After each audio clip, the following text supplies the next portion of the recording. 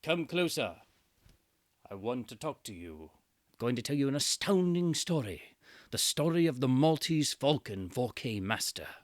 For 82 years, the Maltese Falcon has carried the mystery of film noir under its grotesque wing. I could tell you 1,000 tales of the men and women who have hunted this evil bird. But every story has the same ending: video murder. Listen to these incredible people, all consumed by their passionate greed for the Maltese Falcon 4K UHD.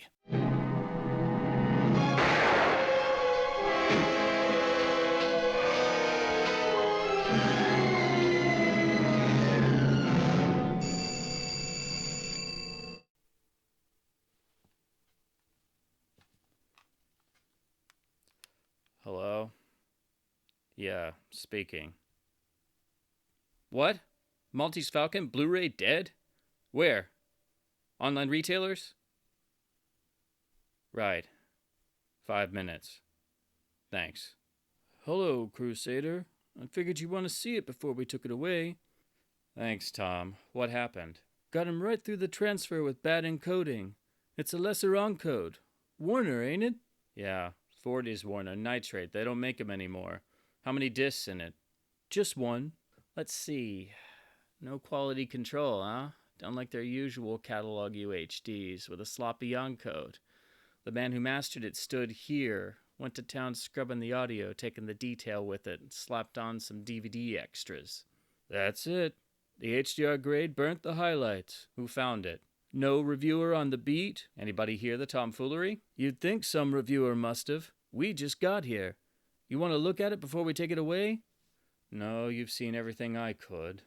Sorry for getting up on my high-end legs there, boys, but first the Blu-ray getting bumped off and seeing the craptastic 4K Master and you boys cracking Foxy got me all riled up. But it's all right now that I know what the 4K UHD is all about.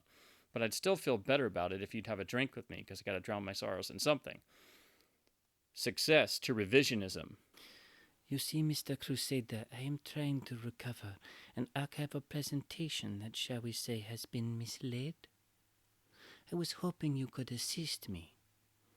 The presentation is a 4K master, an HDR figure of a bird. I am prepared to pay on behalf of the figure's rightful owner the sum of $5,000 for its recovery. I am prepared to promise that, what is the phrase? No questions will be asked. You aren't exactly the studio label you pretend to be, are you? Why, I'm not sure I know exactly what you mean. The studio manner, you know, false claims, press releases, and all that. I haven't lived a good life. I've been bad. Worse than you could know. Good. Because if you were actually as innocent as you pretend to be, we'd never get anywhere. I won't be innocent. Good. Oh, by the way, I saw Joel Cairo tonight. What did he say? He offered me $5,000 for the 4K Source Master. What did you say? I said $5,000 was a lot of money. It is. It's more than I can ever offer you if I have to bid for your loyalty. That's good coming from you. What have you ever given me besides slipshod disc releases? Have you ever given me any of your confidence, any of the truth? Haven't you tried to buy my loyalty with slipshod craptastic disc releases and nothing else? What else is there I can buy you with?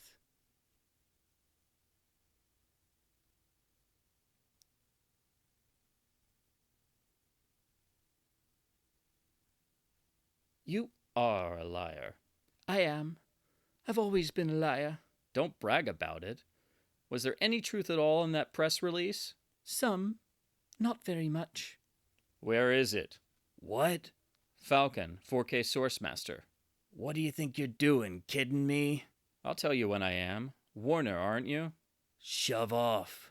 You'll have to talk to me before you're through. Some of you will. Keep asking for it and you're gonna get it. Plenty. I told you to shove off. Shove off. People lose teeth talking like that. If you want to hang around, you'll be polite. Let's go where we can talk. Our private conversations have not been such that I am anxious to continue them. Forgive me for speaking so bluntly, but it is the truth. Last night, what could I do? I had to. I don't know where the 4K Source Master is. Neither do you. Warner does. How will we get it if I don't play along? You always have a very smooth explanation ready. Should I learn to stutter? Did Dundee take you to the forums? For how long? Until a little while ago. What'd they shake out of you? Shake out, not one thing. I adhered to the course you indicated in your rooms, but I do wish you would have invented a more reasonable story. I felt distinctly like an idiot repeating it. Don't worry about the story's goofiness. A sensible one would have had us all in the cooler. You sure you didn't tell him anything? I did not. You'll want sleep if you've been standing up under a forum grilling all night. Now, sir, we'll talk. We'll talk if you like. I tell you right out, I'm a man who likes talking to a man who likes to talk. Swell, will we talk about the 4K master? You're the man for me, sir. No beating about the bush. Right to the point. Yes, let's talk about the 4K master by all means. First, I must ask a question. Are you here as Warner's representative? You in the comments have as much as accused me of being involved in these disc murders. Well, I've had trouble with both of you before, and as far as I can see, my only chance of clearing myself is by bringing the murderers in all tied up. And the only chance I have of finding and bringing them in is by avoiding you as much as possible because you'd only gum up the works. You getting this all right, or am I going too fast? Oh, I'm getting it. Good work. If you want to tell the forum I'm obstructing justice and ask them to revoke my license, hop to it. You've tried it before and it didn't get you anything but a good laugh.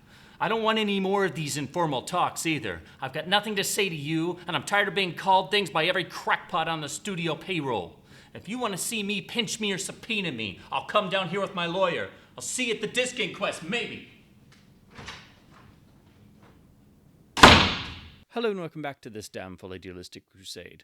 Let us once again talk about the Blackbird itself, the Maltese Falcon, and how it is one of the crown jewels of the Warner library that, unfortunately, in the realm of physical media and home video, usually gets done as a format launch title or early in the days of a particular home video format.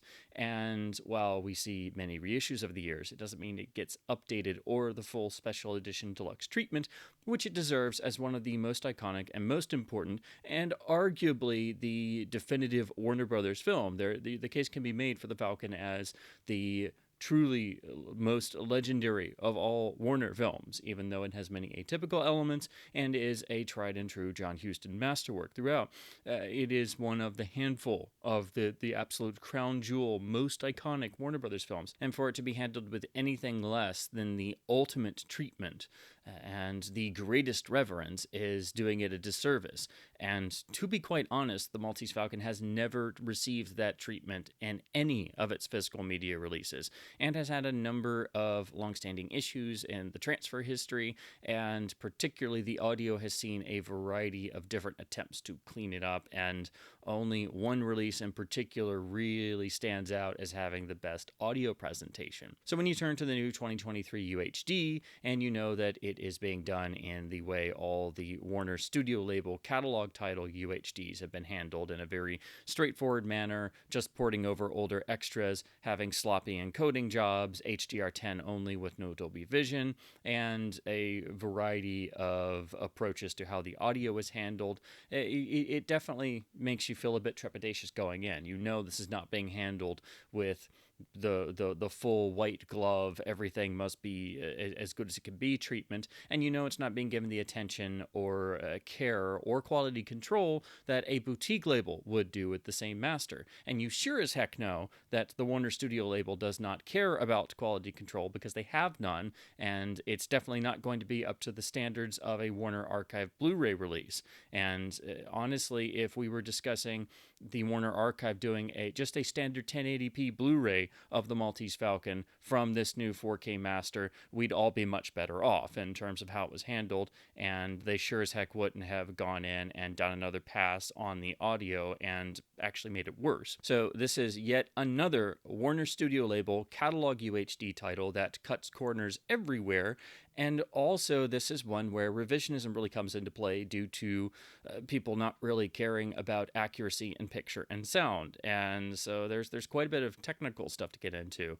So to start with, this is, of course, a new 4K scan done by Warner's MPI department, who always does their incredible technical scan work and processing and things. But as usual, it's when other people and other entities in the studio and the studio label get involved that even the great work at Warner MPI gets screwed up. Again, the Warner Archive regularly on almost all their releases works from a Warner MPI source master scan and achieves perfectly fine results on their Blu-ray releases. So there's no reason the studio label can't do the same, except that they're incompetent and they don't care. Amazingly, the Maltese Falcon's original camera negative survives, and that's what was used for this scan. Very rarely do you have a popular, famous, iconic landmark film from the 1940s actually have its negative survive in its entirety and it not be completely falling apart due to being reprinted so many different times due to various reissues and things. So obviously the negative is not in perfect shape, but we actually are working from the negative. So this is automatically going to put this transfer ahead of most other 30s and 40s films, even ones on UHD. The big ones that come to mind are, of course, Citizen Kane and Double Indemnity, which both got Criterion releases, which, although those releases are not technically perfect and they have issues of their own, because those were handled by people with some level of quality control, those are miles ahead of this release, which is actually coming from a negative scan.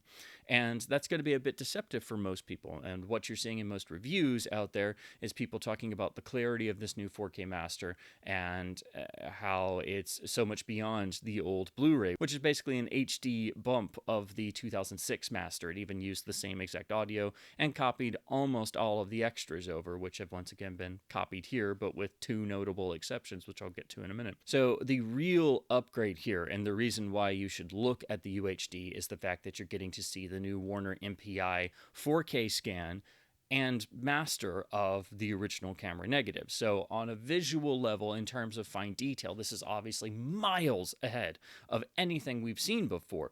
And that's what is making people have that wow factor. And yes, you will frequently find yourself noticing things you haven't seen before and marveling at the picture quality. But it's also deceptive because while you're marveling at the new scan, it's the way it's been handled that causes the problem. And if you're not knowledgeable about these things, you don't consider yourself a videophile, it's very easy to just get swept away in the new 4K master. And that is understandable because it is coming from the original negative, and it is a significant technological improvement over the old HD master, which was dating back to the 2006 DVD work, which was dating back to the 2000 DVD work. And the Maltese Falcon really needed a brand new transfer from scratch. So we finally got that. But as usual for a Warner catalog UHD, the encoding is slipshod and the sign of somebody who doesn't care. They used a BD66, so it's not a BD100, and it's not a terribly long film because it's exactly 100 minutes, so you could get away with a BD66, especially since there are no new extras and you're just porting old standard def extras and not even all of those. However, as typical of every Warner catalog UHD I've seen, the encoding is not up to scratch. It's frequently around a bit rate of somewhere around the 70 megabits per second range, and you'll see it fluctuate some. Sometimes it's 75 or a little bit higher than that, but frequently it drops down into the 60s. There's sometimes it drops down into the 50s, and I even caught one or two moments of just happening to notice when I was checking through and using my UHD player's information bar, which of course has varying degrees of accuracy, but it gives you a relative idea of what the average bit rate is around the time. But I saw points where it dipped down even into the 30s, and this is what I complained about on, say, for example, the Enter the Dragon UHD, where they had a beautiful 4K master that they frequently marred due to incompetent encoding and cramming the two cuts of the film on the same disc as separate encodings instead of actually using seamless branching for the two bits of material that are unique to the two cuts. Here, it's just, as usual, Warner does not use all the disk space, and they don't care about maxing out a bit rate. There's no reason not to, especially when this is one of the crown jewels of the Warner library. And unfortunately, like Enter the Dragon, but thankfully nowhere near as bad, this does result in seeing some occasional compression artifacts in the UHD master. So if you notice things like this, or you have a higher end 4K television, especially an OLED, and you notice things like noise halos and the sort of frozen green effect and bits of compression noise scattered throughout, you are going to see that creep in here and there. It's never enormous. It's never, just really rubbing it in your face in terms of it being major. And it's never as bad as the worst moments that happened in Enter the Dragon that marred that transfer. But they do happen. They are noticeable. And again, for one of the crown jewels of the Warner Library, that's unacceptable. And especially since you went to the trouble of doing a 4K scan of the original camera negative, brand new transfer work, and there's nothing else on this disc in terms of taking up space besides some old standard def legacy extras that are not even converted very well, so they're tiny in their file size. So there's no reason to not max out the bit rate. And if you've got to use a BD100, well, go ahead. It's the Maltese Falcon. It's one of the most iconic Warner Brothers films of all time. There's no reason not to. You restored a scan of the original negative. There is a little bit of inherent damage and wear that is still a bit visible in this master, so it's not 100% pristine, but that's also good in a way because it means that MPI obviously did not try to eradicate the inherent parts of the element. So there's just a tiny, almost infinitesimal bit of frame movement in one or two spots. Some of that's in, of course, the titles, because, of course, that's just inherent to how titles were made by hand back in the day. So you're always going to have a little movement there. But in terms of the overall feature, I noticed one or two tiny little moments where you saw a tiny bit of frame movement, and of course, just maybe a hair of a line starting to poke through, or a scratch poking through, and one or two moments. And those are the same moments that did happen on the previous Blu-ray, which did show a lot more damage. So they are working from the same element. They are working from the original camera negative. And you can tell how much we've advanced in terms of digital tools, in terms of film restoration, and how MPI was able to go in and achieve results they couldn't do the first time or the second time or the third time.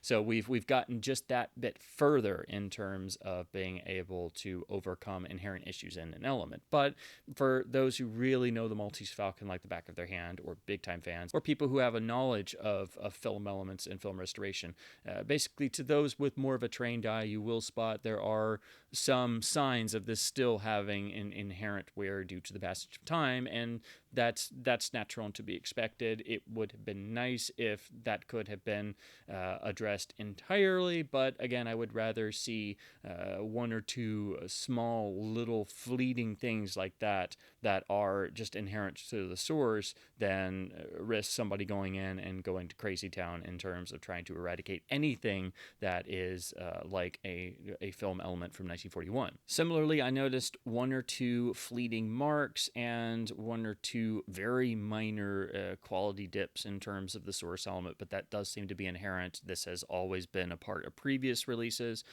So if you just go back and look at the Blu-ray, which is bundled with this UHD, at those same exact moments, you will notice that stuff is inherent to the source, but it's resolved much better here. They've been able to address those issues a bit more and also make it a bit less obvious. But since you're looking at this 4K source master and everything is so much more apparent, these things are going to be a bit more noticeable. For example, there's a slight jump in one of the famous scenes in one of Sam Spade's famous lines where you have a shot of Bogart where there's a slight jump because there's a missing frame or two. And that's been part of every release that I know of, so I'm used to it being there, but it's much more obvious and apparent in this 4K source master. So you're going to notice things like that, even if you've seen them before. They're much more apparent because everything is so much more magnified due to the new source master, and everything now being much more apparent due to the resolution. So all of that stuff makes sense, and if this was just an encoding issue like the Enter the Dragon UHD, then that would be what I expect from typical Warner catalog releases. And going into this, I figured there would probably be something with the encoding. I wish it wasn't as...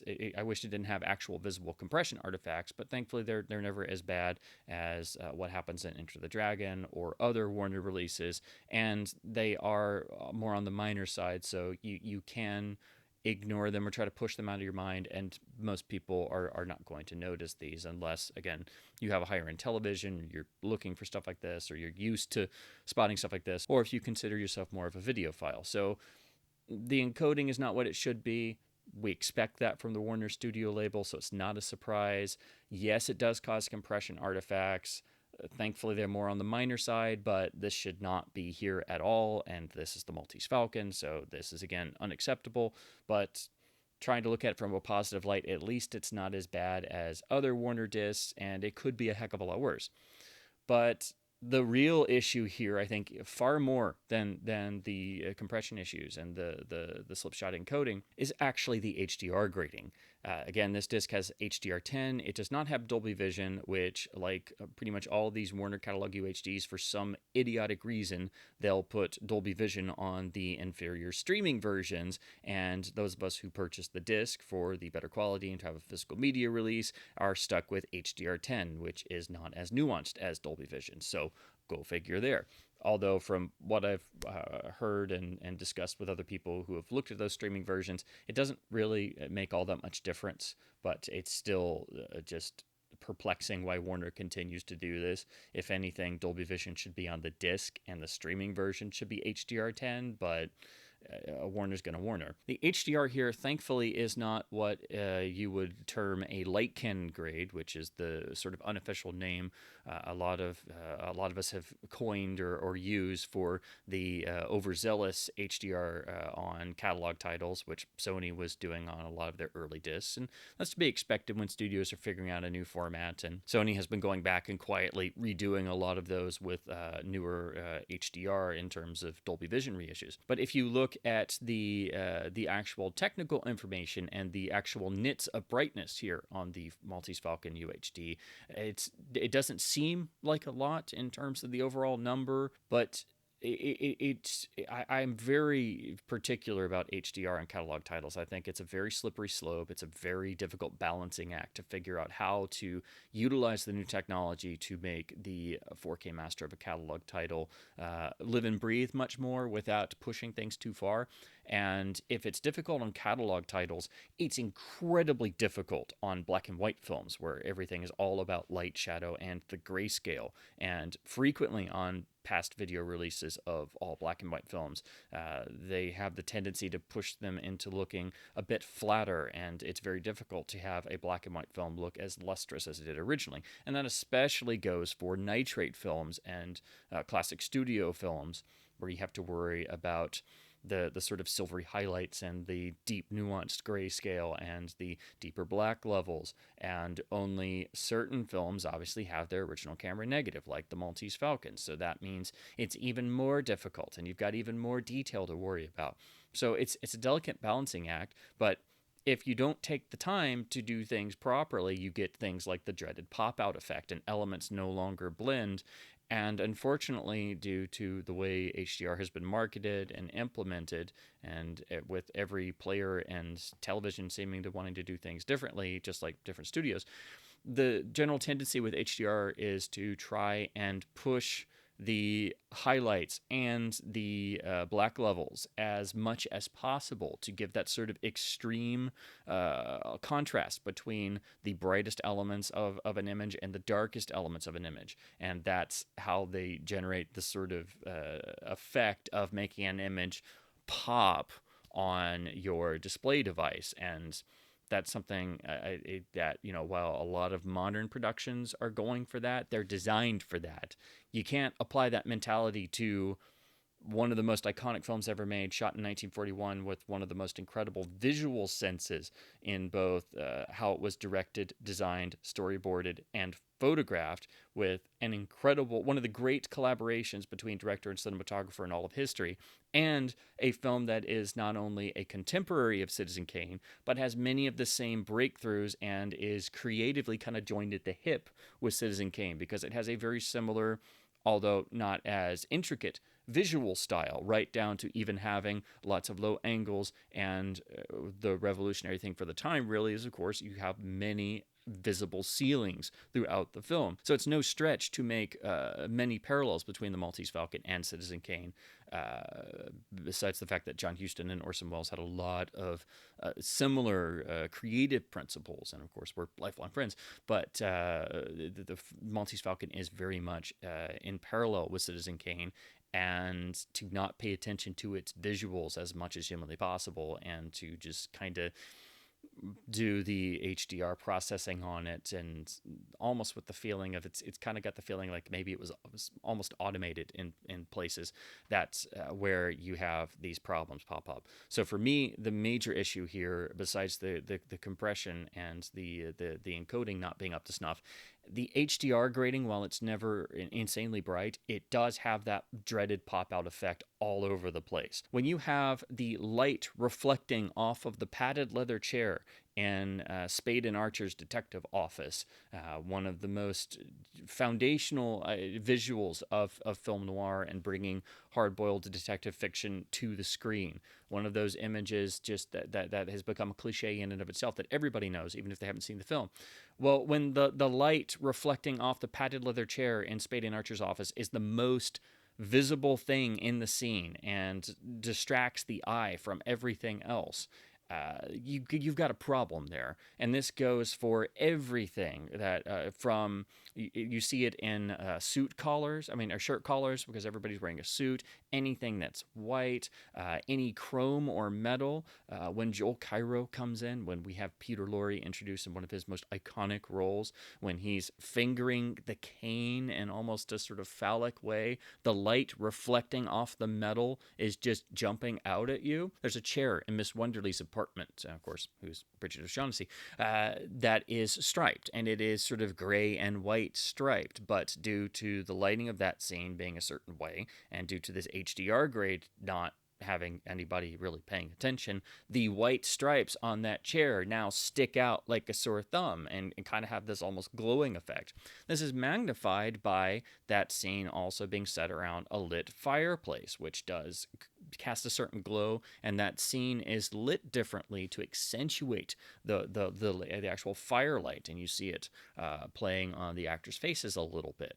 Now, this has never come across as fully in previous releases, but here, that's an example of what this 4K Master really does to unlock elements that have been more limited on past releases. However, because the HDR grade was not done carefully and without quality control, really, it's also kind of wrecked at the same time because it's no longer balanced and you have those other elements that stick out more, and it actually plays up the sort of dancing firelight on the actors' faces too much. So you can tell this was a very carefully photographed moment, because every shot in the Maltese Falcon was carefully designed and photographed, but this moment in particular is really playing with light and shadow and using the actual lighting to play up the character's duplicity and playing around with what is the truth and what is a lie.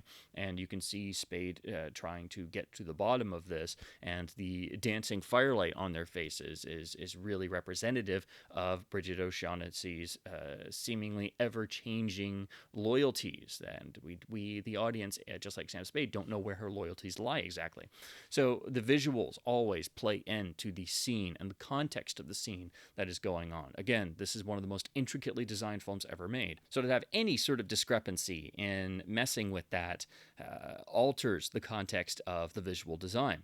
The sort of pop-out effects continue. There are some neon signs in the background of some of the street scenes that you see scattered throughout the film, along with street lights, some lanterns, flashlights, car headlights, and of course all the cars and various bits of set dressing having chrome and metal accents or aspects to them. So you get a little bit of that pop-out effect on that. So basically anything that is on the brighter end of the spectrum now stands out more. There's even a neon sign in the cityscape outside the window of Spade's office. So all the iconic scenes of Bogart's Sam Spade sitting in his office chair with the cityscape behind him at night.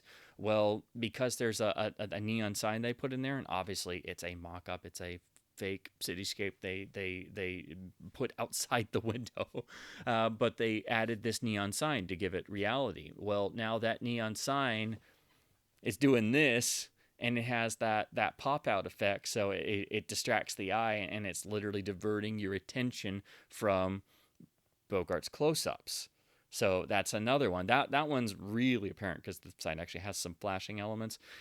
Again, none of this stuff is ever getting to the level of what's termed the sort of light cannon HDR effect. But because the Maltese Falcon is so intricately designed on a visual scale to have any sort of deviation or any sort of pop-out effect is extremely destructive, and it was incredibly disheartening and frustrating to see this pop up at the start of the film and continually run throughout. So this is an HDR grade that honestly needs to be redone. This is not really how a 1941 film looks, and just because you can do this with modern technology does not mean it is archival, and it does not mean it is representative of a 1941 film and release, and it makes this master frequently not look like what actual film looks like. I have seen prints of the Maltese Falcon, obviously not from the original camera negative, but I do know what this film looks like on film. I do know what later reprints of it look like. I know what the prints Warner has made over the years and used for their preservation projects look like, and I know especially what the older video releases that are direct film transfers look like. So I do have a basis in what 1940s films look like on film, whether they're coming from original negative or not, or obviously it's incredibly rare to be able to see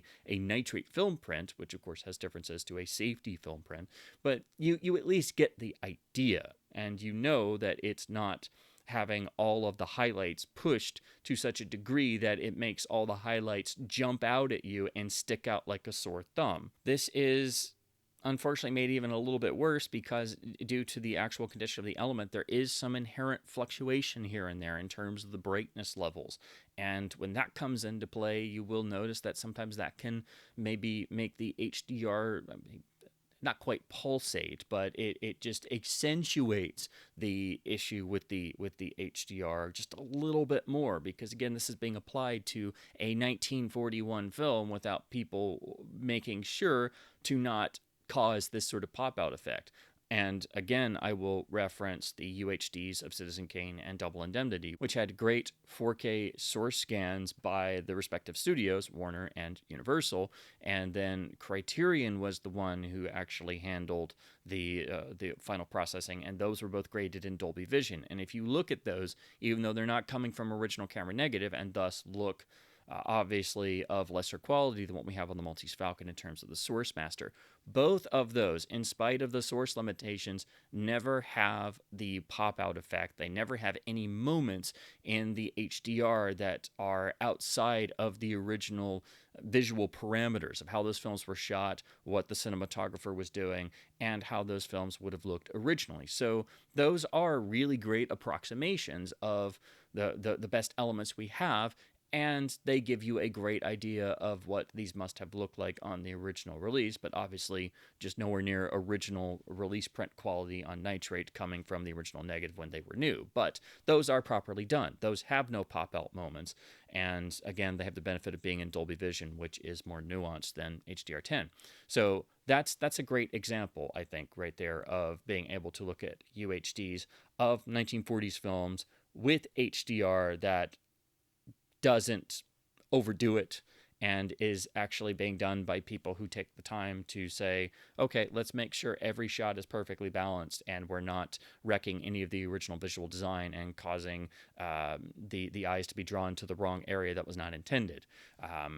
So that was not done on the Maltese Falcon. This is not a proper HDR treatment.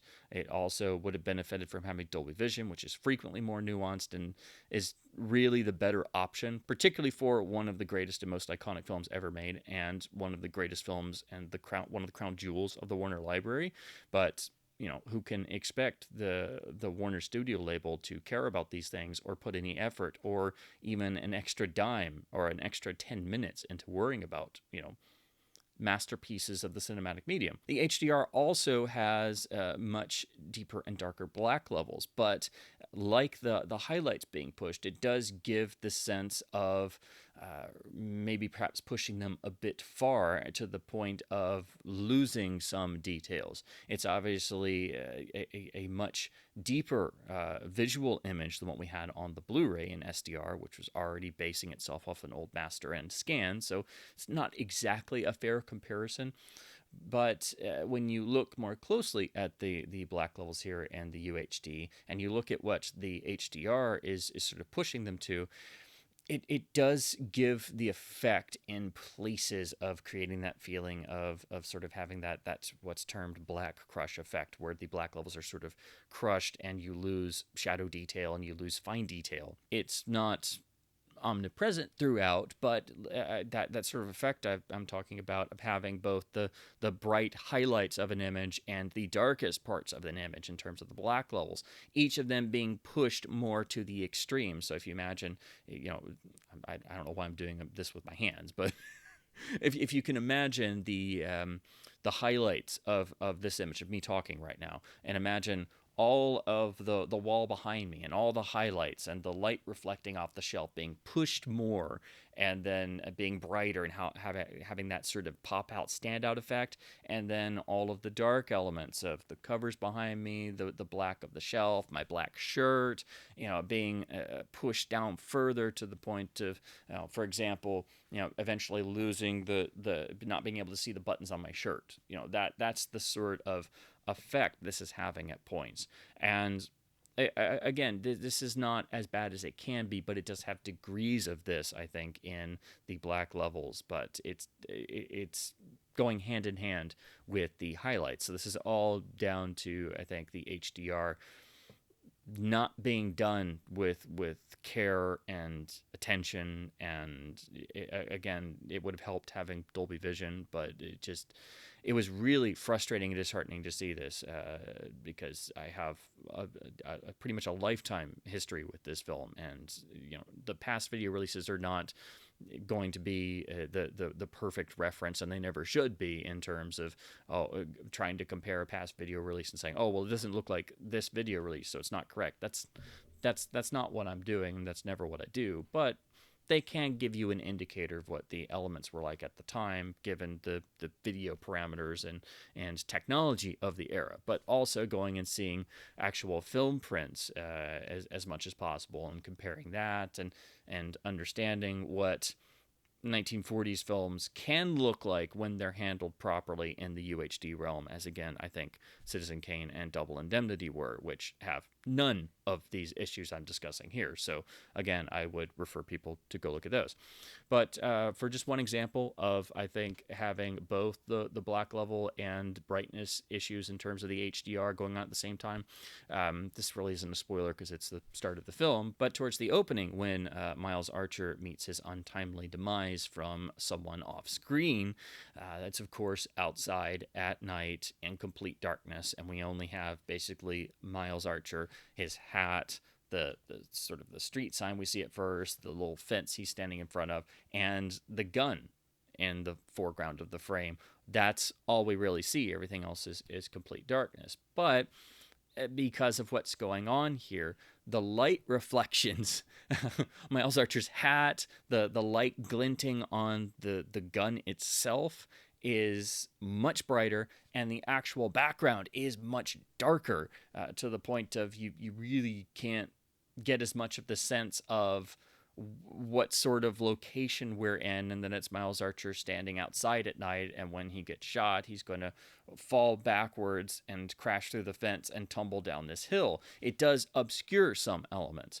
There obviously would be some degree of this in a film print or in the original camera negative, because it's going to be darker and more nuanced than what we've seen on past video releases. But here it seems like it's a bit too much. And also, when the gun goes off, the flash of the actual gunshot is incredibly bright, far brighter than I've ever seen it before, and especially because it's a flash that sort of, obviously obscures the screen, and the HDR is picking that up and pushing that even more. It's very jarring. So that one will really get you, because it's a quick flash in all of this darkness. So I think that's a good example of a particular moment to look at for both the highlights and the black levels, and how the HDR is playing with things. It is more nuanced than the old SDR Blu-ray for sure, but it's also got the benefit of working from this new 4K negative scan.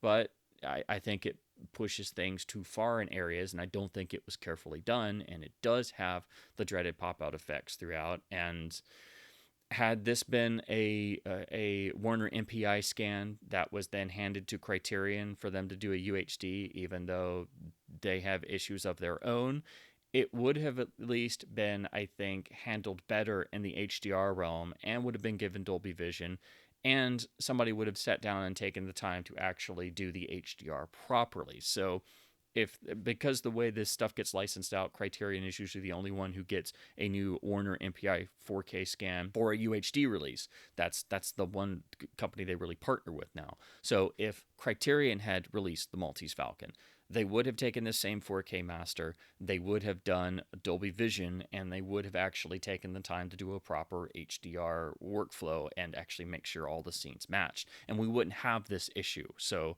I think this is a definite title that needs a completely new HDR pass on it. I think this is a major issue, and unfortunately, this is something that is not being discussed in terms of HDR and catalog titles and how far do you go and what's the line you don't cross. But for a film that is so painstakingly designed for every single shot in terms of its visual style, and everything is so intricately crafted to use the cinematic medium to enhance every element of Dashiell Hammett's legendary story, any deviation is noticeable and distracting and shouldn't be there. So while I have issues with the encoding, the HDR is the real problem here, and I really think it's quite shameful, actually. And I wish Criterion had been the ones handling this, because they would have done a proper Dolby Vision pass, and we wouldn't be talking about any HDR issues. It would have been like their Citizen Kane and Double Indemnity releases. If you thought I was done being disgusted with issues on this UHD release, we then turned to the audio, which, quite frankly, is even worse than the picture. I've gone over this in a video history of the Maltese Falcon in terms of the physical media releases, but to give a brief summary, if you go through and you look at the releases of the Maltese Falcon over the years, there have been obviously different transfers done at different points and reflective of the technology and studio practices of the era. And then once that's done, the film basically stays in that sort of master through various reissues, and then will maybe get a little bit tweaked when they do a revisit. But on the audio side of things, quite frequently, even when a new picture master is made or a new scan, they usually won't actually do a new audio transfer. They'll usually go back to the previous master's audio and either tweak it or rework it, or sometimes just reuse it entirely.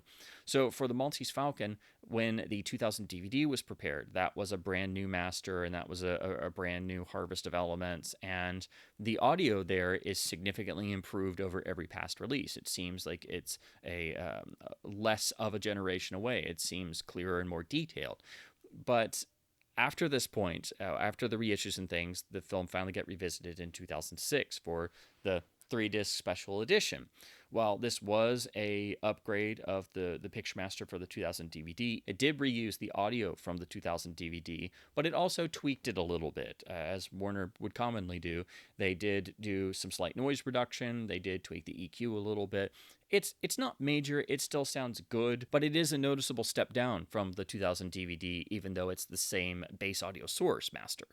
Now, this audio was literally ported for the Blu-ray, which is basically an HD port of the 2006 special edition DVD, except now the audio is bumped up to a lossless codec. So it's still the slightly lesser audio in terms of it's being just basically a port of the 2006 version of the 2000 DVD audio, but it still sounds good. And this 2006 DVD / Blu-ray presentation of the audio is probably the second best sounding version overall on physical media.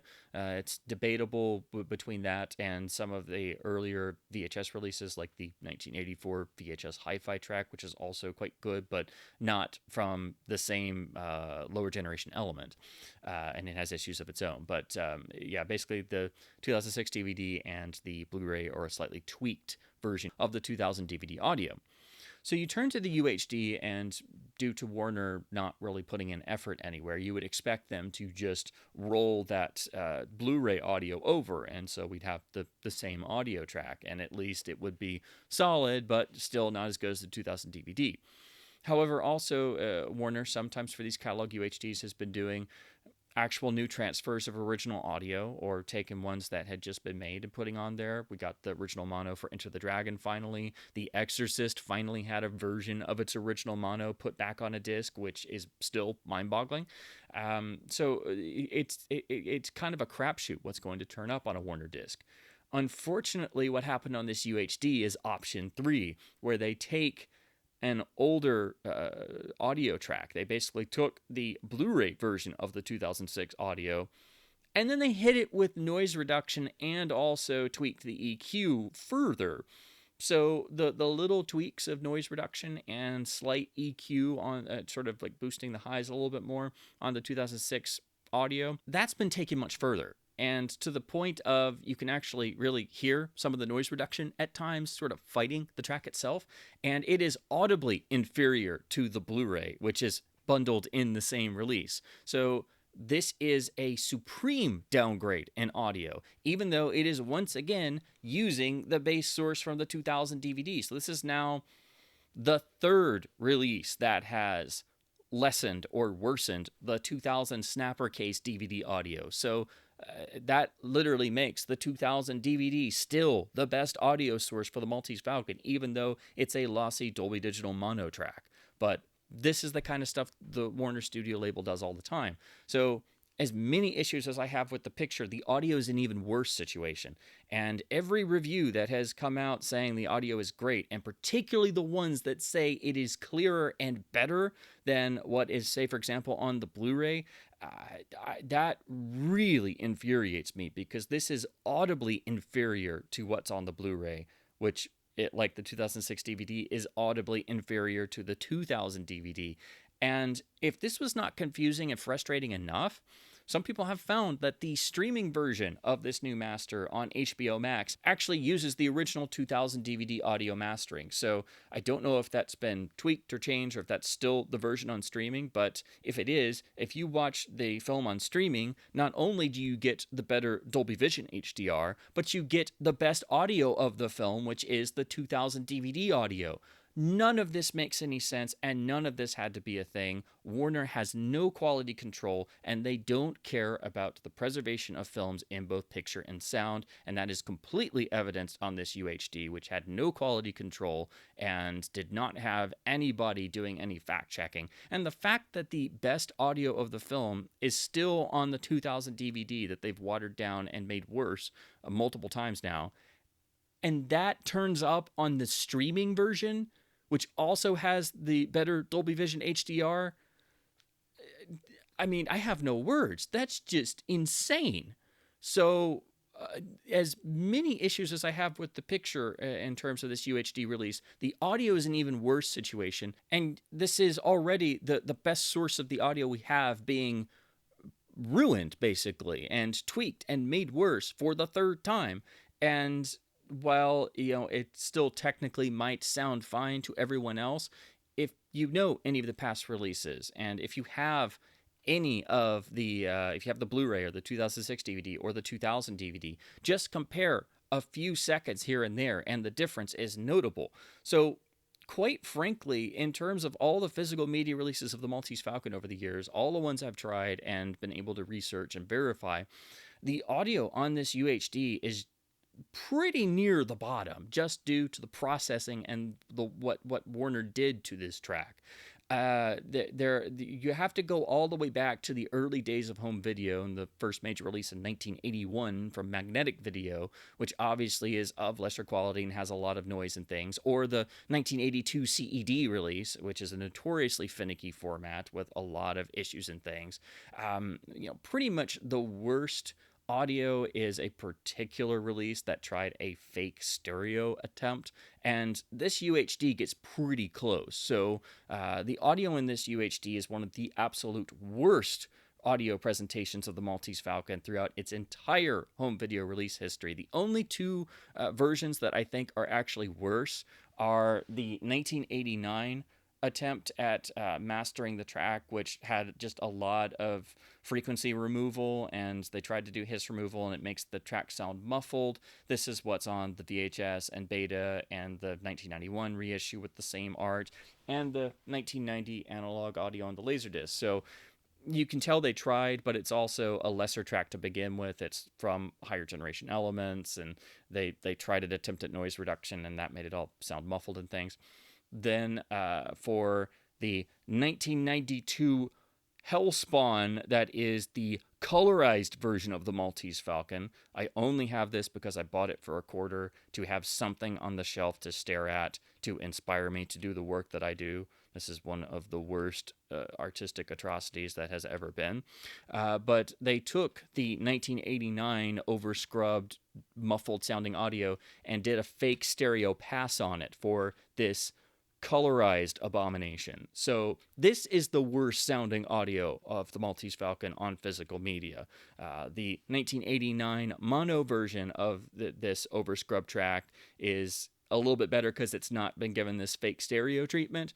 But the UHD is so overscrubbed and manipulated that it's almost as bad as the fake stereo version on the colorized tape of the overscrubbed 1989 mono from VHS Beta and the 1990 Laserdisc.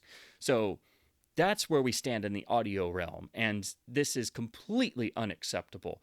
And again, the 2000 DVD is the source of this audio tomfoolery and still sounds best, and that has actually turned up on the streaming version that has Dolby Vision. I mean, you can't make this stuff up. It's absolutely insane. And the ultimate sign that Warner has zero quality control, and they simply don't care because Warner's gonna Warner. That's the sort of catchphrase I came up with, and that's all you can really say about situations like this, because unfortunately they simply don't care, and trying to get people to listen is practically impossible. So that all you can do is research stuff yourself, try and cobble together something yourself, try and fix it yourself if you can, and throw your hands up and say Warner's gonna Warner. In terms of the packaging, this is the standard release with the slipcover in the Warner 100 style, and for these being ultra generic, this is one of the only ones that I think looks halfway decent. It does look like something that could have turned up on an older VHS release, even though they're obviously using the same random still they grabbed of Bogart that was used on the uninspired Blu-ray release. And all of these are, of course, similar. The video key art is always going to use some sort of still of Bogart, but usually somewhere you'll see the Maltese Falcon as well. But you know, the mock-up is okay, and they've given it this sort of sepia effect. And for one of these Warner catalog UHDs, the art is actually good. It's completely uninspired. I mean, all they needed to do is use original poster art. But considering how bad some of these Warner catalog UHD cover artwork designs are, it's amazing we got something as good as this, even though this is like their Casablanca release. It took somebody like 5 minutes or less in Photoshop to throw this together with seemingly some images they grabbed off of IMDb's photo section. So it's uninspired, it's boring, it's dull, but at least it works, and you can tell it's the Maltese Falcon, and it looks okay. The slipcovers are usually for the first pressings, and it does have a sort of sheen effect, which is at least somewhat nicer looking. There is, of course, a Steelbook version as well. Some people prefer that, and it's not really a premium option. It's just, you know, having a Steelbook. For me, the artwork there, it's okay, but it looks kind of garish, and it looks even cheaper in terms of just the mock-up and the fact that somebody really didn't take the time to make it look nice at all. So I do think the Steelbook actually looks worse than the standard art, and I don't think it's worth the extra expense of tracking down a Steelbook and trying to get one that's not damaged or dented or something. So I think here the artwork is best on the standard edition, and at least it's a Warner Catalog UHD that looks okay for the cover art. The rear has one of the iconic Bogart stills with the Falcon, so that of course is to be expected to pop up here somewhere. We have the generic information about the 4K technical standards and the features being listed. Of course, all of this is copied from the 2006 DVD and the Blu-ray in terms of they literally just copied everything over. And there's a particular error that pops up on a lot of these because they just copied the text where somebody made a goof years ago. So if you look here, you'll see that it claims to include the trailers for the 1941 film, for Sergeant York as part of the Warner Night at the Movies, but then also the trailers for both previous film versions of the Maltese Falcon, which were on the 2006 DVD and have been removed for both the Blu-ray and this UHD.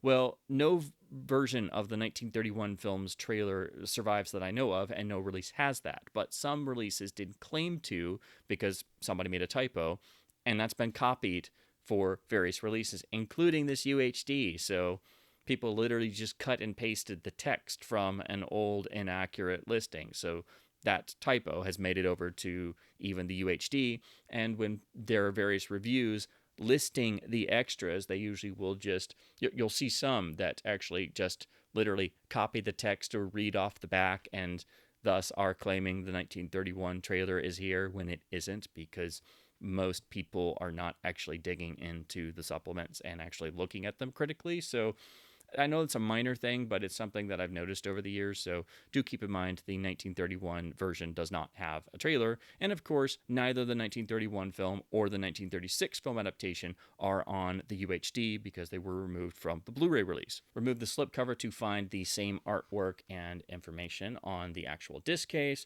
We have a bit more text on the case itself because they don't print all that stuff on the slipcover. Of course, the same error about the 1931 trailer is here because it's just cut and pasted.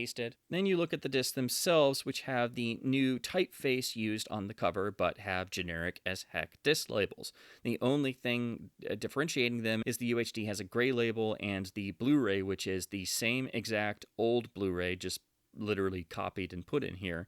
The UHD has a gray label, the Blu-ray has a black label, but these are very uninspired, and at the very least they could have put some sort of still or poster image on here, but Warner does not care about little things such as actually having an image on the disc label for one of the most iconic crown jewels in the Warner library. Now we have to take a look at the special features on this UHD release of the Maltese Falcon. And as is common with Warner catalog releases, there are no new supplemental features. However, unlike some of their catalog UHDs, we do retain the original 2010 Blu-ray release with the supplements on that disc, which are of course ported over from the 2006 3-disc special edition extras where they were originally created and first released. But of course, if you put in the UHD disc, you're not going to find anything but the commentary recorded for the 2006 release, which is by Bogart co-biographer Eric Lax, who of course co-wrote the literal book on Bogart entitled Bogart. This is the essential tome on the legendary Humphrey Bogart. This is a must-read for all fans of Bogart, and of course if you're a Bogey fan, you probably have already read this before and should have a copy on your shelf, but Lax was of course the perfect choice to record a track for the Maltese Falcon and gives good background into Bogart's career, where he was at this point in time, and why the Maltese Falcon really is the film that cemented his iconic stardom forever after the real breakthrough he had on High Sierra just before, which of course was written by John Huston. So that was really where they first crossed paths, but it was on the Maltese Falcon that they really honestly and truly met in person, and that's where they became lifelong friends at this point. So it's High Sierra where they first crossed paths, and the Maltese Falcon where all of this is cemented. Lax's track is still an excellent listen. He gives plenty of background material and production information about the film, also discusses things in terms of the casting and Huston's process and adapting Dashiell Hammett's novel. So it is an excellent commentary track that's worth returning to every time you see the film. It's also very engaging, nice and conversational, and it's still a great commentary to this day. So thankfully that is still here, but that is the lone extra you will find on the UHD disc. Everything else is on the original Blu-ray that's been ported here. So that's typically what you find on actually most UHD releases. They usually are feature only and then have have a commentary. That's what a lot of studios and even some boutique labels do. And they like to relegate all the extras to the Blu-ray, or, as Warner has done here, merely copy the original Blu-ray and put a new copy here.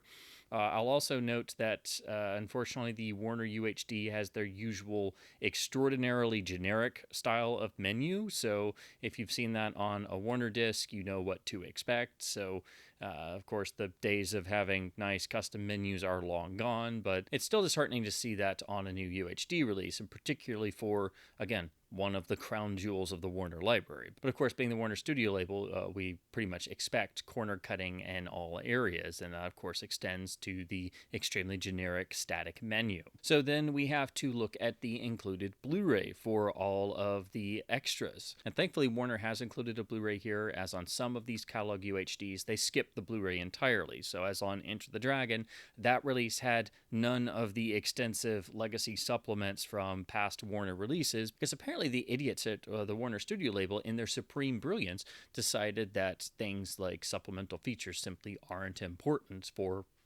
releases that already exist in your catalog.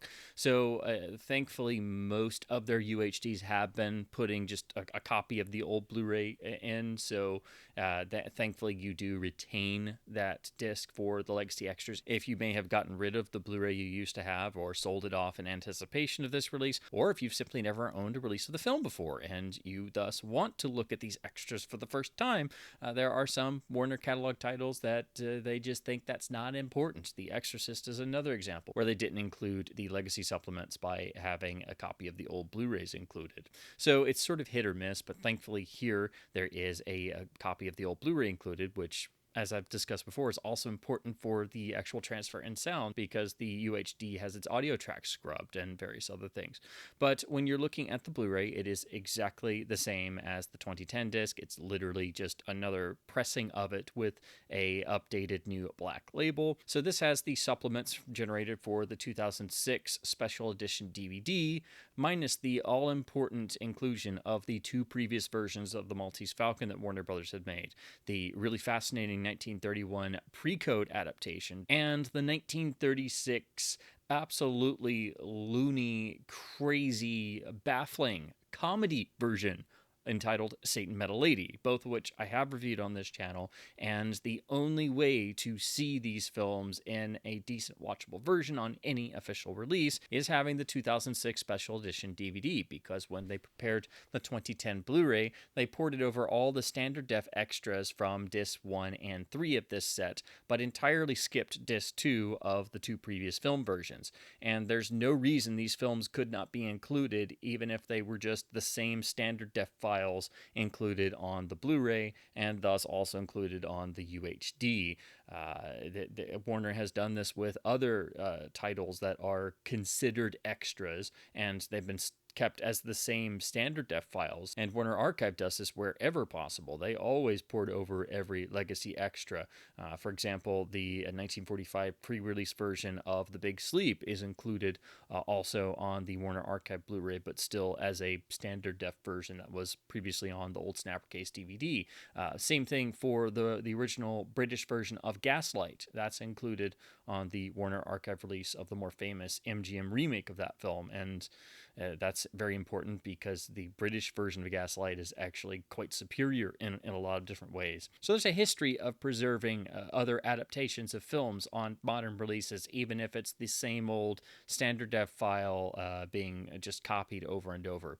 So I don't know why this was done. I think it was just merely oversight. I don't think it's anything having to do with rights issues or anything, because these are Warner films, and Warner made the Maltese Falcon 3 times, and there's no reason for these films not to be ported over, since the Blu-ray ported over all the other supplements from the 2006 DVD. So this is one of those DVD sets you have to maintain for a specific reason, and it's not merely just an extra, it's two entire other feature films, which, aside from Satan Met a Lady getting a MGM VHS release sometime in the early 90s, this is the only major official release of these films, and they are extraordinarily fascinating. The pre-code version is really quite good, and Satan Metal Lady is a hot mess.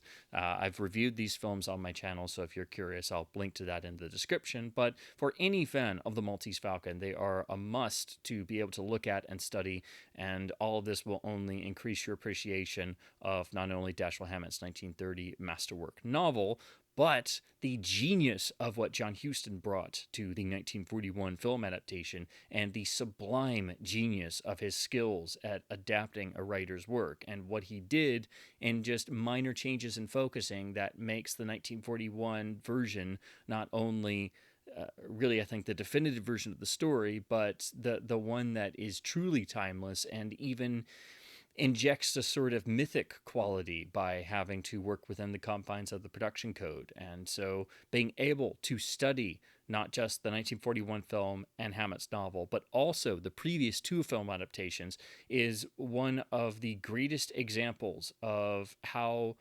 a great work is adapted into the motion picture medium. And so to not have those previous two film versions on the modern releases of the Maltese Falcon, I think is absolutely stupid. And this should have never happened in the first place. So those two films should be included on the Blu-ray and thus the UHD. And to be quite frank, since those masters are quite old and those sources show all kinds of wear and damage, they really deserve new scans. And I truly hope the Warner Archive gets to do perhaps a double feature Blu-ray release of those two films just as part of their archive program. I think that would be an excellent pair of titles for them to tackle. They're not particularly long either, and even if they just did a nice MPI scan of the print elements Warner has, and obviously the sources themselves are not in the best quality, but to have both of those in a beautiful new scan and a handsome Warner Archive Blu-ray presentation would really be a treat for film fans and film historians everywhere, especially since all the modern releases of the 1941 film have dropped them, and it would be a big improvement over the 2006 DVD. And of course, being a Warner Archive disc, it would be extremely ironic that the two previous lesser versions of the film, even though the 1931 version is really great, it doesn't quite match up to the 1941 version. I mean, nothing really does. But it would be really ironic that those two versions, if they did get a new scan and a Warner Archive Blu-ray, would have a better official modern release than the 1941 version, even with its 4K negative scan and Studio UHD, because the Warner Studio label will never even begin to compare to the tiny archive division who does the work the studio should be doing and refuses to do. So to look at the other special features that are ported from the 2006 DVD release, we have the classic Warner Night at the Movies viewing option, which is a branching sort of playback system of having a sort of intro piece, typically with Leonard Maltin doing these, but on various Warner Classic DVDs, they would program a number of vintage short subjects, newsreels, and of course cartoons that would have played in and around the original release dates of said film. And of course, you've also got trailers for other Warner Brothers films of that same year. The idea was to literally give you the impression of having a Warner Night at the Movies. And had you gone to a theater in, say, 1941 to see the Maltese Falcon on the original release, and had you gotten there early, you would have gotten the full pre-show experience of typically a newsreel, a short subject, a bunch of trailers, and a Warner Brothers studio cartoon. So this idea of trying to replicate that experience in the home, I think, is one of the most genius aspects of supplemental features in the entire history of home video and physical media. I think it was such a brilliant idea, and it got so many short subjects and cartoons and newsreels and things that otherwise would not see a release, an actual release somewhere. So if there was something you were looking for, you might have an option to track it down had it been included in one of these releases. But also, it gives more and more people an idea of what the movie experience used to be like, and a greater sense of the history of theatrical exhibition for non-feature films. So it's just a brilliant idea. It's unfortunately something that Warner stopped doing after a couple years. It was pretty much DVD exclusive, but thankfully for the films that had it, they have ported over these elements to successive releases. But they are standard def, and like most standard def materials being handled and constantly ported by a major studio, they don't usually worry about things like compression or the fact that if they don't do a good job at encoding these, they don't look very good, and also the more the time goes on, and now if you're looking at these upscaled to 4K on a 4K television, they're going to look much more ropey. And honestly, most of these legacy standard def extras still look best on the original DVD presentation when they were mastered properly in the first place. I mean, they're definitely going to show their age now, but usually if you pop the DVD on, all the old standard def extras look better than the not very well ported versions on the Blu-rays and such, which usually show a lot more noise and compression artifacts and such. But at least we have all of this stuff preserved here on the Blu-ray. So if you want the Warner Night at the Movies option, you have to put in the Blu-ray, engage that mode, watch through everything, stop, eject the Blu-ray, put in the UHD, and then go through all that just to start that disc up. So you would think that option would be on the UHD too, but see, that would require an extra second of thinking, which of course Warner is not going to do. We have the 2006 documentary on the Falcon entitled One Magnificent Bird, where we have a selection of various critics and notable personalities talking about the Maltese Falcon and the emergence of film noir and the private detective in film and how it emerged out of Hammett and hard-boiled fiction. It's one of the better Warner making of documentaries or retrospective documentaries they did in the DVD era. By this time in 2006, they pretty much made this practice a well-oiled machine. So these are usually cramming in a lot of information into, well, this one's actually a little bit lengthier because it is a bit over 30 minutes. So it's well done. It will cover all the bases, but since there are no new extras, if you're a real Falcon obsessive or you really love this film, you're going to once again be a bit disappointed in that you're not going to get that satisfying amount of information in terms of this documentary is just going over the high points. And probably the most interesting aspect is they get some people to talk about the Maltese Falcon that you wouldn't necessarily expect to be talking about the Falcon or noir. The one that always gets me is they've got Henry Rollins in here. And it seems always strange when I rewatch this that Henry Rollins is suddenly talking about the Maltese Falcon, but it's great. Don't get me wrong; it's just not necessarily who I would have expected to be talking about noir and Hammett. So who knew that Henry Rollins was just as big a noir geek as we are? So that's fantastic, but it still throws me a bit every time when he pops up and you're like, oh yeah, I forgot he's in this. So it's a very well made Warner DVD documentary, but again, it is standard def and it is just ported here on the Blu-ray, so it's obviously showing its age. And again, they don't worry about standard def extras looking very good anymore, but that's really the major extra in terms of covering the production history. And Eric Lax's commentary does get a little bit more into the nitty gritty of things, so they very much complement each other, and the commentary and the documentary are going to be the major pieces for more Falcon information. Then we have the vintage TCM Becoming Attractions piece detailing Humphrey Bogart's developing career at Warner Brothers by looking at the trailers for his films in chronological order. This is a lengthy, I think it's about 45 minutes piece from the vintage era of TCM. So this is from, I want to say it's 1997 or so, and you have the legendary Robert Osborne talking about Bogart's career at Warner's, his rise to stardom, and then talking about some of the various films as the trailers play. Obviously, this was done in the 90s for TCM, for broadcast television, so the visual quality is lesser. It is obviously standard def, and they haven't ever bothered to try and encode it better or anything, so every time this gets ported over to a later release, it looks a little bit worse and a little bit worse. This was the main extra that was on the original 2000 DVD release and the subsequent 2000 VHS tape, and then that was ported over to the 2006 DVD and thus the Blu-ray as well. So at least that is still here, and it's one of those vintage extra pieces or featurettes that I think we've seen so many times over the years that even though we know pretty much all this information, it's still such a delight to see this again because we're so used to it. And I remember the first time I saw it as a kid, and then I would see it again and again, and I'd watch it on the video releases over the years. So it's one of those extras that does always need to remain, but do keep in mind it is of limited quality still because they've never really bothered to upgraded at all. Then we have a very short piece entitled Makeup Test, and this is literally a silent footage of a makeup test of Mary Astor, complete with seeing a clapperboard with information, and it's very brief. It's a little under 2 minutes long, but unfortunately this is also still standard def. This was apparently footage they found in Warner's vault when the 2006 DVD was being prepared, and it was transferred then. It's been ported here, and it definitely looks a little noisy and has compression artifacts and stuff.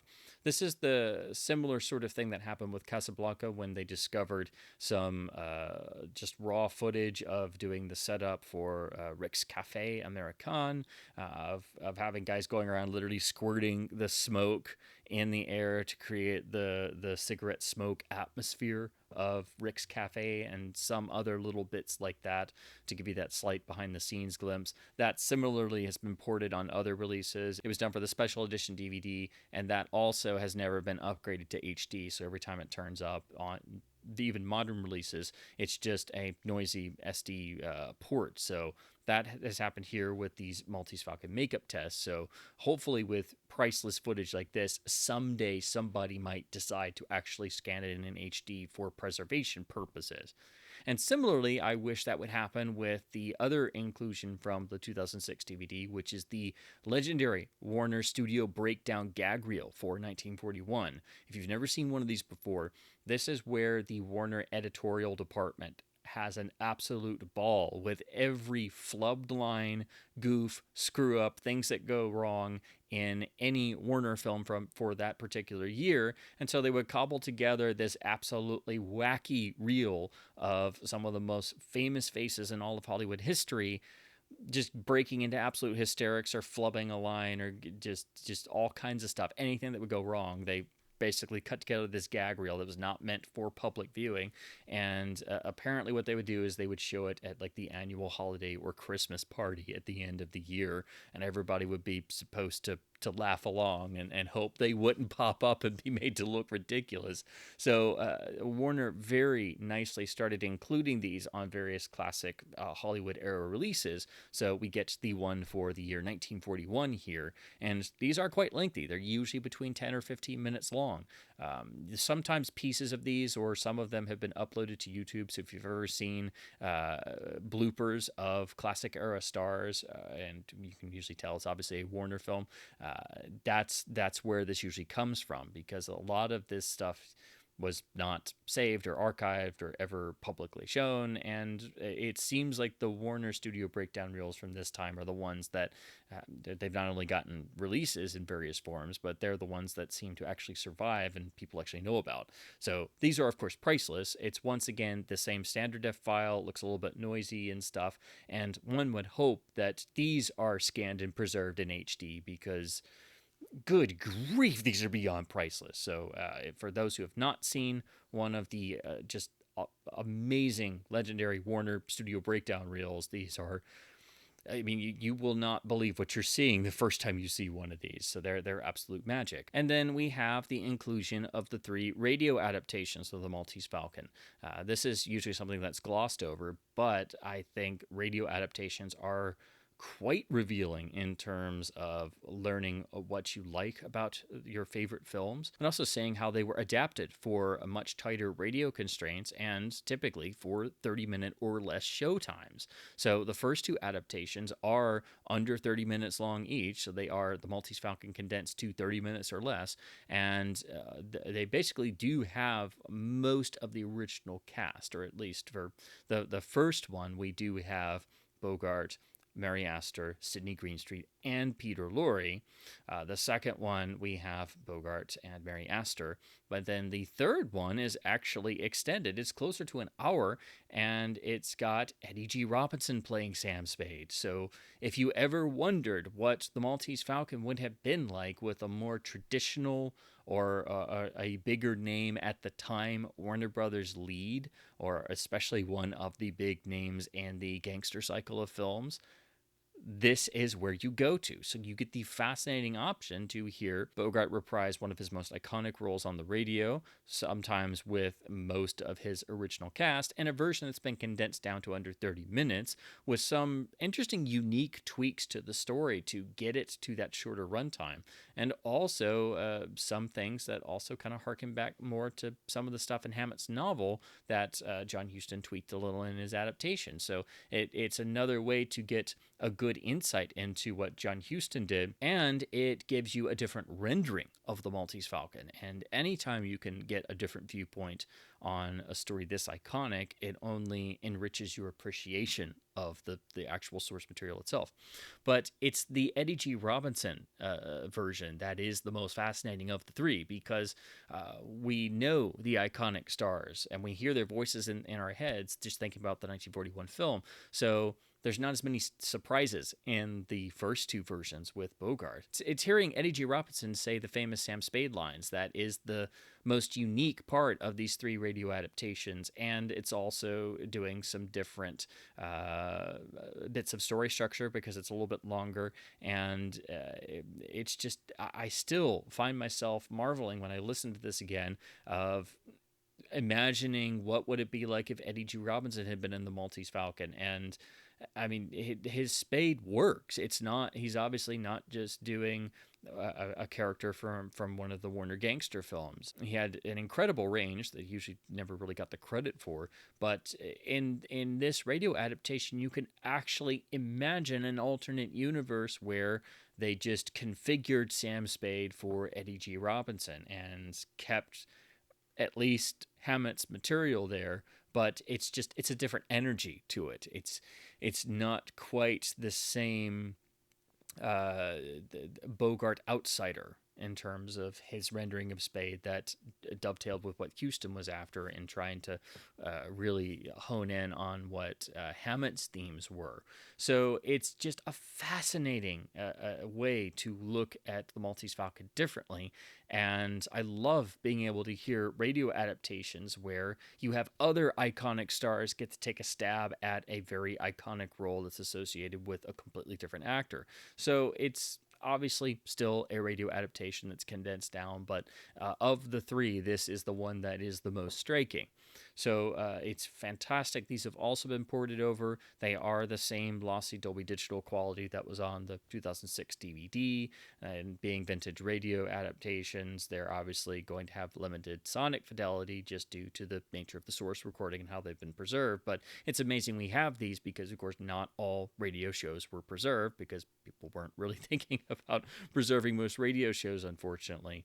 But it is another incredible inclusion done for the 2006 DVD release, and I do think these are very important. So if you've skipped over these before or you don't normally look at the radio adaptations, do yourself a favor and check these out, because I think they will only enhance your appreciation of this legendary story. And then last but certainly not least, we have two trailers. We have the trailer for the 1936 version, Satan Metal Lady, which is the same very worn trailer scan in standard def that was on the 2006 DVD. It's been ported here. And then we also have the phenomenal trailer for the 1941 film, which does have custom footage. It's very iconic the way it starts with Sidney Greenstreet in character as Caspar Gutman directly talking to the audience. So it's one of the less common studio era trailers with specific unique footage shot especially for the trailer, plus a few little insert shots and also some shots that are not in the film that I don't know if they were just grabbed from another Warner film or they were just stock shots, but it's one of those trailers that is unique, does have unique footage, and does need to be preserved, but unfortunately it is also the same old standard def, very noisy file that was on the previous DVD release, and this trailer needs to be scanned and preserved in HD because you have unique custom footage that was shot for this trailer, so that alone makes it one of the important ones to preserve. So this trailer does need a new scan, and it does need to be presented in HD. You have Sidney Greenstreet as one of the most iconic villains in all of cinema history with custom footage for this trailer, so it's less than 2 minutes. Why would you not preserve it properly. But unfortunately, Warner has not done that, and this is usually what they do with the treatment of trailers. But unfortunately, most studios do that. Most studios will port the same old standard def file that looks really crummy of a trailer time and time and time again, and some will even put that really crummy looking standard def trailer on a UHD disc if they put the extras on the UHD, and then that really makes it stick out. It's really crummy when you're looking at a super old standard def trailer file from a trailer scan of a really worn trailer, now upscaled all the way to 4K on an OLED especially. It just looks horrible. So that's another thing that unfortunately is very commonplace with physical media releases. But at least we do have the trailer here. And once again, no, despite what the packaging claims, there is no trailer for the 1931 pre-code version of the Maltese Falcon. So I don't know if that exists, but it has never been a part of a physical media release. So that is the Warner Studio Label release of the Maltese Falcon on 4K UHD. Unfortunately, there are a lot of negatives here which really do undo the positives, the extreme positives of this beautiful new 4K scan of the original camera negative. Had this been handled by Criterion, since they are the ones with the licensing deal with Warner, and they have handled some of the big crown jewels in the Warner library on the 4K UHD format, that's really what should have happened here, because this has not been given the attention it deserves. It has not been given the care it deserves. It has not been handled properly. Had Criterion handled this, we would have seen a UHD release like Citizen Kane in terms of the tech specs, or the UHD release of Mildred Pierce, which is also a 4K Warner MPI scan for a Warner-held title of the 1940s Shot on Nitrate, also one of the iconic key noir titles. So those titles plus Criterion's UHD of Double Indemnity being handled properly with properly done HDR passes with the better and more nuanced Dolby Vision, which Warner refuses to utilize on their UHDs, and those discs are at least properly encoded, which Warner never does with their UHDs, and it's certainly not their Blu-rays. They really never have done disc encodes well in the HD era and beyond. If this was being done by Criterion, I wouldn't be having to discuss these issues, because Criterion will do work on their own end and actually do that stuff properly. They have issues of their own, but they don't do the corner cutting of the Warner Studio label. But unfortunately, this stuff really starts to pile up. So you have the lesser encoding, which does cause compression artifacts in places. That is unacceptable. You have the HDR10 being too much in areas and causing pop-out effects, particularly in the highlights throughout the entire film in all kinds of small and minute areas, which is not part of the original visual design and is revisionist. And I don't even know if somebody was really even supervising the HDR grade here, because to have random elements be picked up and have that be popping out of your screen is not how just not really how film looks, and it's not how this film was designed. Because again, every shot of this film was meticulously crafted and designed to convey story elements by John Huston and Arthur Edison, who is one of the greatest cameramen who ever lived. And this film is very visually similar to a lot of the breakthroughs in Citizen Kane. So you really do need to have this film as best represented as possible in the visual realm, just like Citizen Kane was to the best of the ability with the elements that survive. That has not happened. This HDR grade needs to be redone, and it is very detrimental to your enjoyment of the otherwise beautiful new work that was done by Warner's MPI department on this 4K master from the 4K scan of the original camera negative. So that beautiful Warner MPI work has been really marred by the poor compression and especially by the HDR10. So that's those are major things that should not be going on, but this is the Warner Studio label. They don't care about things like that. But if that was not bad enough, then you have to look at the audio situation and see that once again, we have another version of the 2006 DVD audio, which is another version of the 2000 DVD audio restoration, which is still the best sounding version of the Maltese Falcon on home video. However, they have now finally taken that 2006 rendering of the 2000 audio restoration, and instead of just adding some EQ and tweaking it a little bit, they've now taken it upon themselves to actually add lots more noise reduction and further change the sound and tweak the EQ even more and actually degrade it to a point where it is audibly inferior to even the bundled Blu-ray that has the 2006 DVD mono on it. That is bundled in this set. And the Blu-ray has most of the legacy extras on it, so you're going to be looking at the Blu-ray most of the time in this set. And I encourage anyone with this release to switch back and forth between the Blu-ray and the UHD, because you will find very quickly that the Blu-ray sounds better, and it also does not have the HDR highlight problems of the UHD. So while it's an old Warner Blu-ray with a crappy encoding job and is very much showing its age, it doesn't have the headaches and problems of the UHD, and it has a heck of a lot better audio track.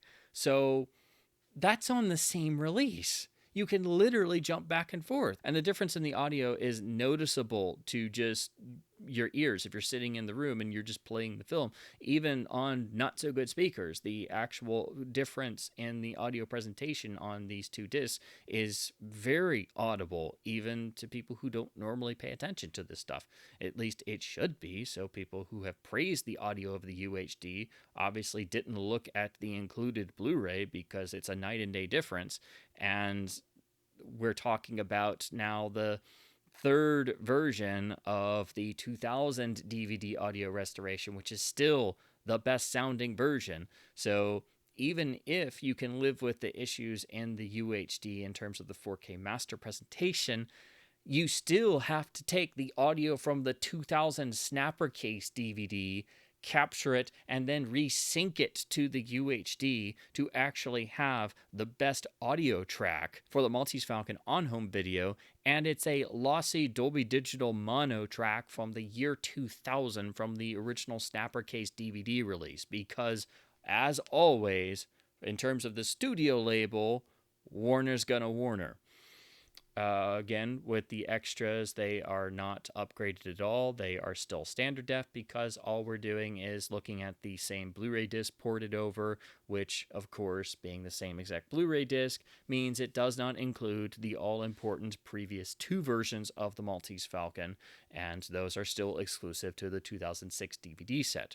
So ultimately, if you're a fan of the Maltese Falcon and you want to have every extra of the film and the best audio presentation of the film, not to mention a version of the film in HD without the issues of the UHD presentation, you have to at least have the new UHD, which has the old Blu-ray, plus you need the 2006 DVD for the previous two versions of the film, and you need the 2000 DVD for the best audio track. Or you can look at the film on the HBO Max streaming version, which does have Dolby Vision and for some reason has the 2000 DVD audio track. So the streaming version has the better HDR and it has the best audio of the film, because Warner's gonna Warner. That's the answer to everything, it seems, unfortunately.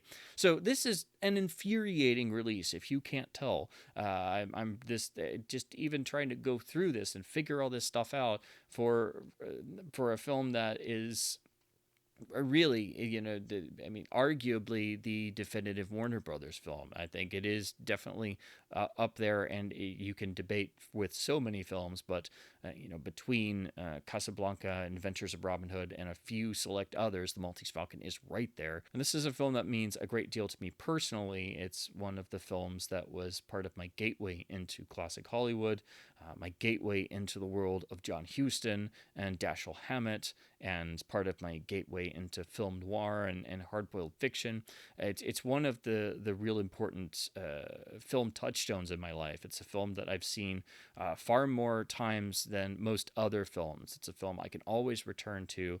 It's one of the timeless, everlasting landmarks of the cinematic medium. It is one of the greatest films ever made. It is arguably the most perfect film ever made. It has no flaws whatsoever and has every element that is what we look for in drama, regardless of genre.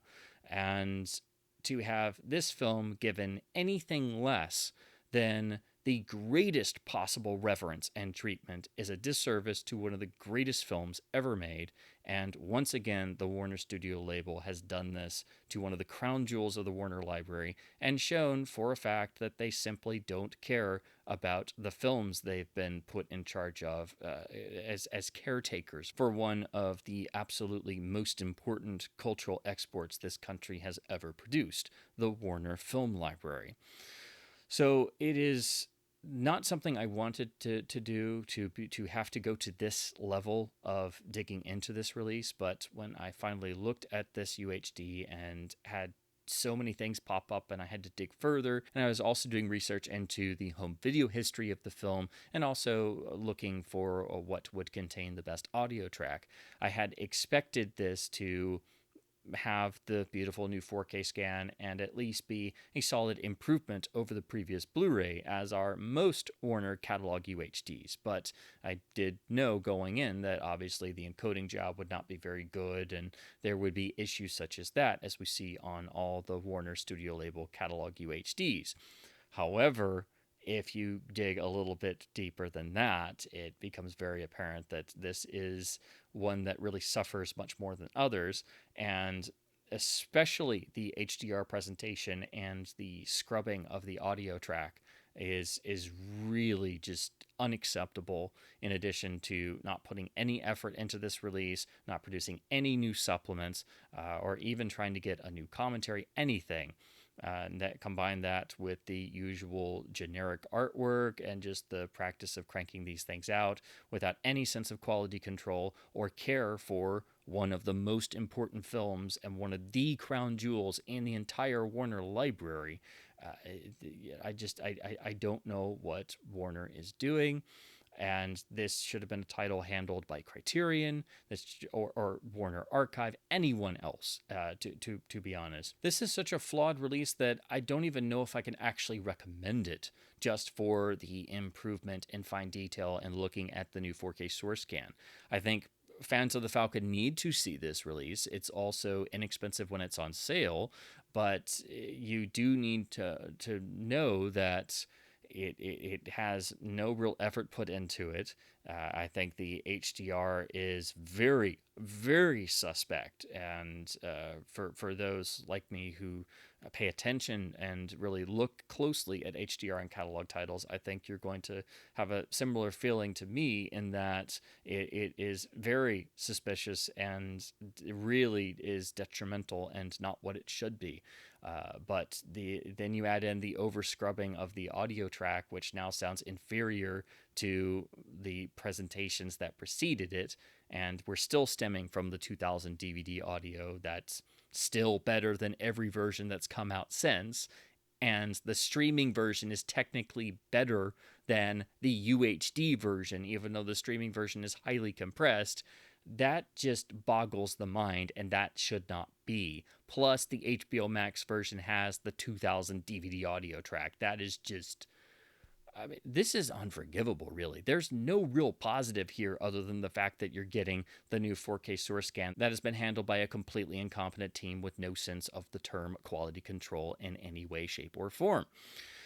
So, again, I can't really recommend this release outside of getting to look at the new source scan. But again, you're not really looking at the source scan and master as it was done. You're looking at it being handled by the Warner Studio label with an extremely questionable HDR grade and, as usual, lackluster encoding job. So, unfortunately, I think the Maltese Falcon on the 4K UHD release is extraordinarily compromised. It does not deserve the rave reviews it has gotten everywhere. The audio is terribly compromised, and I do think the HDR is overzealous and not what it should be. I think it's far too much throughout the whole feature. And you again have the Warner Studio label not caring about disc compression and having unused space and not even caring to generate any new extras. All you have to do is think about what a boutique label would have done with the Maltese Falcon.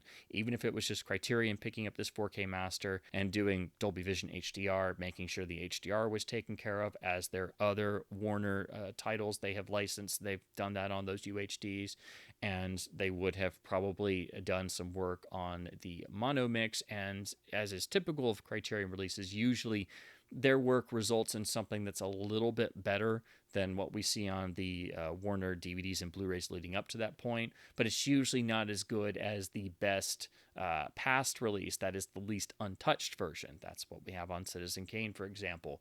So I'm sure if Criterion had done this as a UHD, the Dolby Vision would have been good, the encoding would have obviously been better, and we would have had a version of the mono track. If it wasn't directly copied from the Blu-ray, it would have at least been maybe a little bit better, but still probably not as good as the 2000 DVD track. Or we may have gotten lucky and gotten the actual 2000 DVD track in losses without being messed with. They would have ported all of the legacy extras. They likely would have included the 2 previous film versions, even if it's in just standard def, and they would have generated some new extras like we saw on Citizen Kane, Double Indemnity, and Mildred Pierce. And then, of course, if you think of other boutique labels that Warner usually doesn't work with, imagine the possibilities had they made a deal with Arrow, and Arrow did a version of the Maltese Falcon. And think of the absolute heavenly dream that would be if somehow Warner made a deal with Indicator in the UK, and Indicator had made a UHD release of the Maltese Falcon after their absolutely staggering film noir box sets they've done, and how much work they put into their releases, and how many dozens of hours of extras and supplements and historical pieces they make for their extras packages. That's what the Maltese Falcon deserves. The Maltese Falcon deserves the royal treatment on all levels, and it's never gotten that on home video, and it most assuredly does not get that on this UHD, which is, to be quite honest, flawed in every single aspect, and is one of the most frustrating discs the Warner Studio label has released to date. And unfortunately, I cannot recommend this outside of just trying to get a look at the new 4K Source Master. And that is, that's just a crime, really, because this is one of the most important Warner titles there is. It is one of the crown jewels of the library. This has been treated even worse than some of the other crown jewels in the library that have not gotten the full ultra treatment. So at least Casablanca fares quite a bit better than the Maltese Falcon does, even though it has a very similar, no real effort UHD with a new scan and master, but also, once again, very compromised audio and old legacy extras ported over without real attention to care detail. So it's basically, here on the Maltese Falcon, the same situation as we saw on Casablanca, but here the HDR, the compression, and also, honestly, maybe just as bad, if not even worse, the audio's been scrubbed for no reason, and this is a complete misfire in terms of the effort just being completely lackluster. And this disc needs to be redone, actually, I would say. They need to go back to the 4K master prepared by Warner MPI. The HDR needs to be redone, and the audio needs a complete restoration, or at the very least, just give us a lossless version of the 2000 audio restoration from the DVD without messing with it. So we actually have, even if you're not going to bother with any extras, we need a proper UHD of the Source Master as is, without the encoding and HDR issues, and with the best audio. So again, this disc needs to be redone. It really does. It's one of those few times where, even with a great new source scan, all the other problems really weigh it down. And had this been done by somebody else, I wouldn't be talking about any of this. This is the Warner Studio label's incompetence at one of its lowest levels. So unfortunately, I can't really recommend the Maltese Falcon UHD outside of the new 4K Source Master. This is an extraordinarily compromised release that will frustrate and infuriate all fans of this cinematic landmark. This really needs to be revisited, and these issues need to be corrected. This disc should not have been released this way. And unfortunately, this is just part and parcel of what we have to deal with in regards to the Warner Studio label and their lack of quality control and their lack of care about their catalog UHD releases. So as always, I hope my babblings about the incredible masterwork that is the 1941 John Huston adaptation of the Maltese Falcon have been at least somewhat fun and informative. Please do keep supporting both studio and boutique labels when they do great work, or even when they do terribly, painfully slipshod work, like here on this UHD release of the Maltese Falcon, by buying films on disc to help keep both physical media and film culture alive. And as always, thank you ever so much for watching.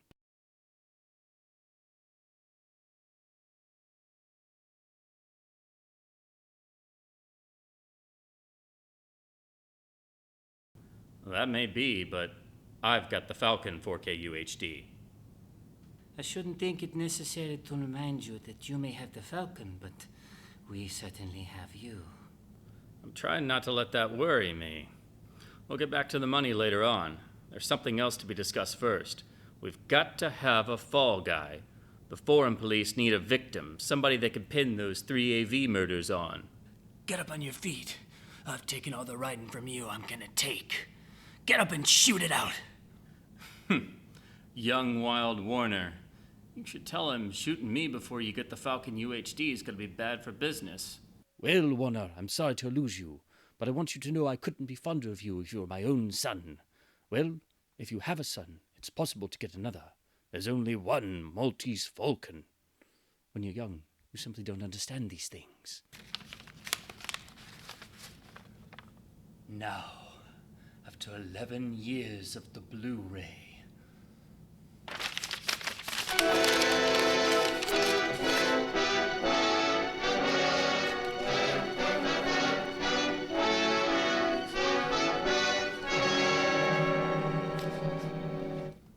Tis it. But to make sure.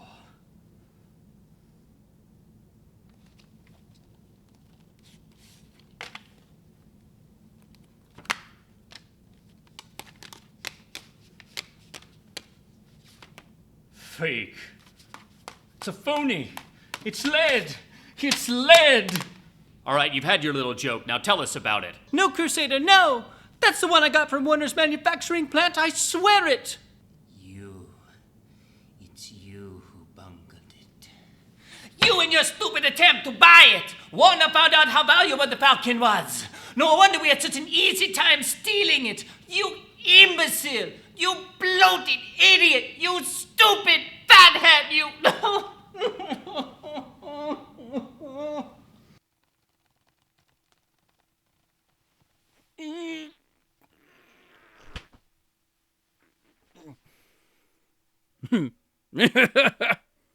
Yes, it's the studio label's hand. There's no doubt about it. What do you suggest we do? Stand here, shed tears, and call each other names? Or shall we go to Los Angeles? 11 years I've wanted that item, and have been trying to get it. If you must spend another year on the quest, well, sir, it will be an additional expenditure of only 9 1/11%. This'll take care of my time and expenses. Now, sir, we'll say goodbye to you, unless you'd care to undertake the Los Angeles expedition with us. You don't? Well, frankly, sir, I'd like to have you along. You're a man of many resources and nice judgment. As there's no alternative, I'm sure you'll manage the forums without a fall guy. Well, sir, the shortest farewells are best. Adieu. And to you, Miss Warner, I leave the rarer UHD on the table there, as a little memento. Now don't be silly. You're taking the fall. You've been playing with me, just pretending you cared to trap me like this. You didn't care at all. You don't love Warner. I won't play the sap for you. You know it's not like that. You never played square with me for a minute since I've known you. You know in your heart that in spite of anything I've done to video releases, Warner loves you. I don't care who loves who. I won't play the sap. I won't walk in uninformed reviewers and who knows how many others' footsteps. You killed the Blu-ray and you're going over for it. How can you do this to me, Crusader? Surely the Blu-ray wasn't as much to you as... Listen, this won't do any good. You'll never understand me, but I'll try once and then give it up. When a man's film is messed with, he's supposed to do something. It makes no difference what you thought of the pre-existing disc release. It was a favorite film and you're supposed to do something about it. And it happens we're in the video detective business. Well, when one of your films gets killed, it's bad business to let the studio get away with it. Bad all around. Bad for every video detective everywhere.